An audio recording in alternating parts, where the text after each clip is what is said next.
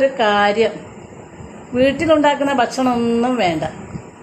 ട്യൂഷനും കഴിഞ്ഞ് മദ്രസയും കഴിഞ്ഞ് വരുന്നേരം പീടികയിൽ നിന്ന് മാഗിയും വാങ്ങി വന്നിട്ടായി ഉണ്ടാക്കി മുട്ടയും പൊരിച്ച് തിന്നുന്നത്.